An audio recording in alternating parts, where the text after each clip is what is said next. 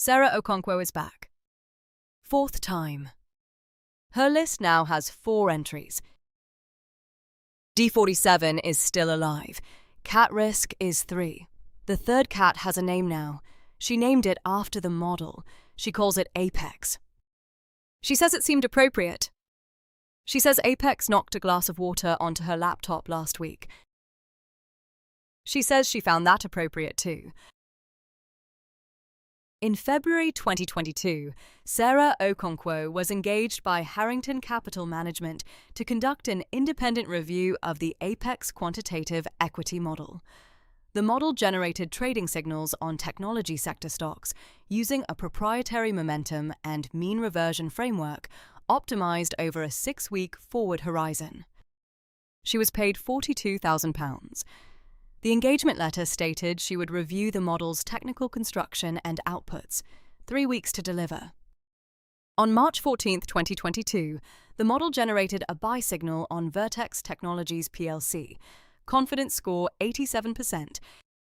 Sarah reviewed the model output. She also conducted her own fundamental analysis of Vertex Technologies.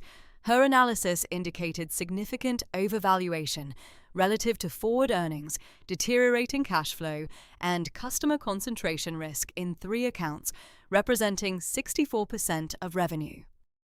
She issued a sell recommendation.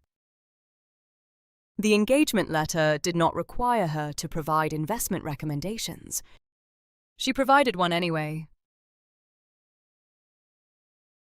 The fund held the position. Over the following 6 weeks, Vertex Technologies rose 14%, consistent with the model signal. Over the following 6 months, it fell 62%, consistent with Sarah's analysis. The fund lost £240 million on the position. Both analyses were correct. They were measuring different things over different timeframes. No one had specified which timeframe the fund's investment mandate required. Sarah has one question she has been trying to answer since March 2022. Whose fault is it when 2 correct analyses produce opposite recommendations and nobody specified which timeframe to use? Not the 240 million, the question. She has been trying to answer this question for 2 years. She has 4 candidate answers. None of them satisfy her. She is at her desk. D47 is on the filing cabinet. Cat risk is on the windowsill. Apex is somewhere. She can hear it but not see it. On her desk are 4 sheets of paper, each with 1 candidate answer to the question. She is going to share all 4. She says she is sharing them because she wants someone to tell her if she is missing something. She has asked 12 people. None of them have told her she is missing something. She is not sure if that means she has the right answer or if it means nobody knows. She picks up the first sheet. Candidate answer 1. The fault lies with the model design. A 6-week optimization horizon is insufficient for investment decisions in volatile technology stocks. The model was technically correct within its design parameters, but the design parameters were wrong for the application. The model should have been optimized over a longer horizon. Fault rests with the model designers who built a tool unsuited to the decision environment. She puts the sheet down. She says this answer took 40 seconds to read. She says she thought this was the answer for 6 months. She picks up the second sheet. Candidate answer 2. The fault lies with the fund's investment committee. They received 2 contradictory recommendations, one from a quantitative model, one from an independent analyst, both credible, both supported with evidence. The committee chose to follow the model without reconciling the contradiction or specifying which timeframe aligned with the fund's mandate. Fault rests with the decision-makers who failed to specify the decision criteria before making the decision. She puts the sheet down. She says this answer took 1 minute, 10 seconds to read. She says she thought this was the answer for 8 months. She picks up the third sheet. Candidate answer 3. The fault lies with the absence of a specified investment horizon in the fund's mandate. The mandate stated the fund would invest in technology sector equities using quantitative signals supplemented by fundamental analysis. It did not state the time horizon for performance evaluation.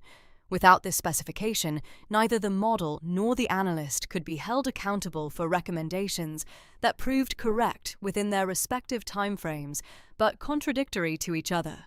Fault rests with the mandate drafters, who left a critical parameter undefined. She puts the sheet down. She says this answer took 55 seconds to read. She says she thought this was the answer for 9 months. She picks up the fourth sheet. Candidate answer 4.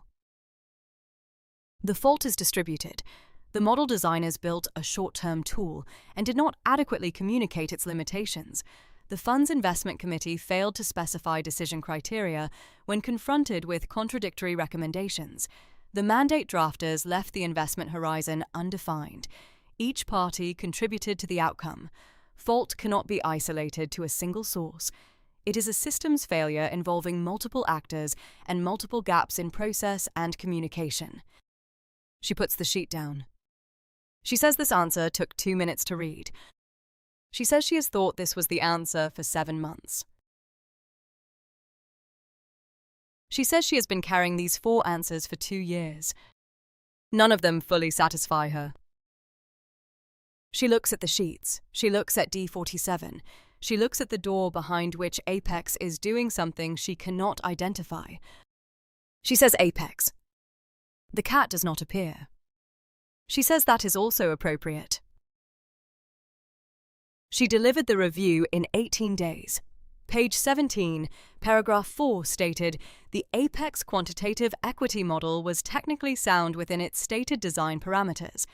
The momentum and mean reversion framework was appropriately calibrated for a 6-week forward horizon. Model outputs were consistent with back-tested performance. Then she wrote paragraph 5. Independent fundamental analysis of Vertex Technologies PLC indicates material risks not captured in the model's 6-week horizon. Recommend sell. She was not asked to write that paragraph. She wrote it because she thought someone should. 3 weeks ago, she arrived at a 5th candidate answer. She has not written it down. She has been sitting with it. The fault lies with the question. Not the model, not her analysis, not the fund, the question. Whose fault is it? The question assumes fault exists. 2 correct analyses, different timeframes, no specified mandate, no fault. Just a gap. A gap between what the model was built to do and what the fund needed it to do. She has spent 2 years looking for fault. She looks at the 4 sheets of paper. She says there is no fault, there is a gap. She picks up the 4 sheets. She puts them in the filing cabinet drawer. She closes it. She says she is going to write a 5th sheet. She picks up a pen. She looks at D47. She looks at the door. She says Apex. The cat still does not appear. She begins to write. She writes for 11 minutes. Then she stops. She reads what she has written. She folds the sheet in half. She opens the filing cabinet drawer. She puts the 5th sheet in with the other 4. She closes the drawer. She says the engagement letter specified she would review the model. It did not specify she would provide investment recommendations. She provided one anyway. She thinks that is what you are supposed to do when you see something wrong. She thinks maybe that is the gap. Not between the model and the fund. Between what you are asked to do and what you think you should do. She has not decided yet if the 5th sheet is the answer. She has not decided yet if there is an answer. Apex appears in the doorway. The cat walks to the desk. It sits. It looks at Sarah. She looks at the cat. She says apex. The cat blinks once.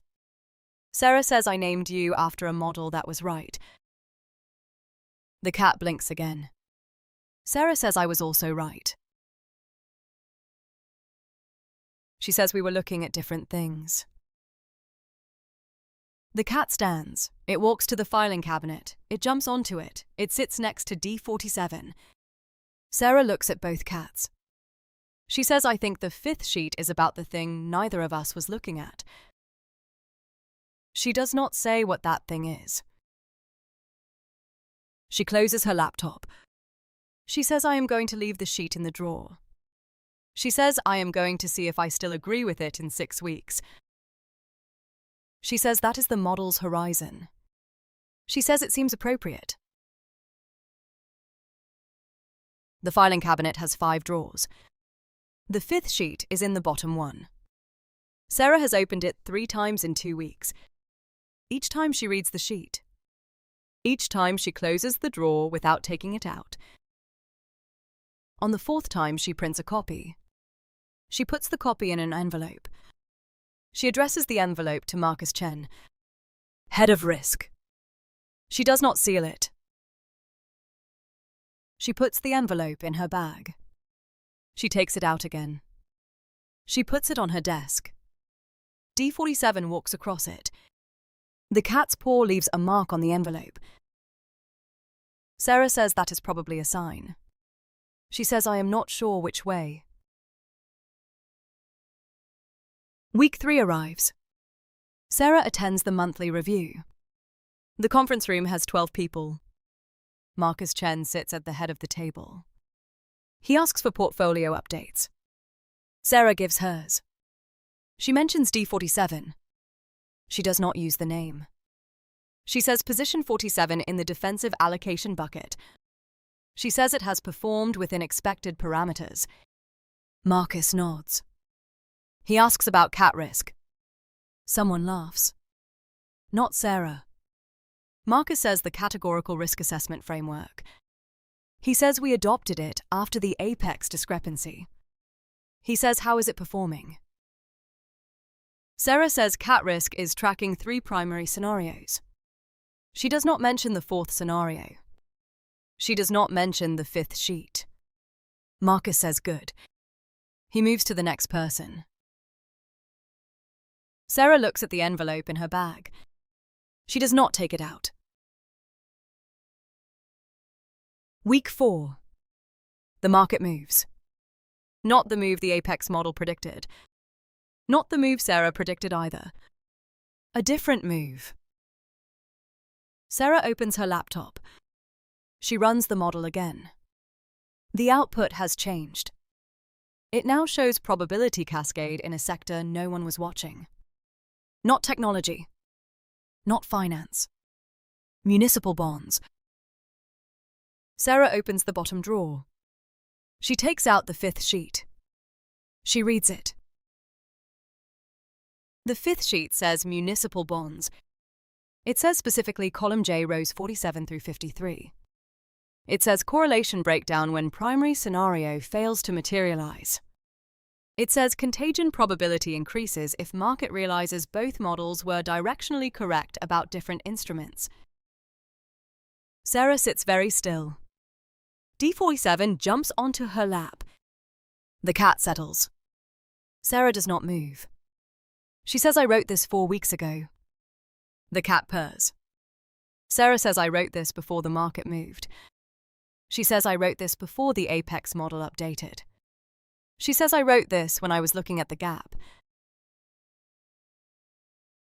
She picks up her phone. She puts it down. She picks it up again.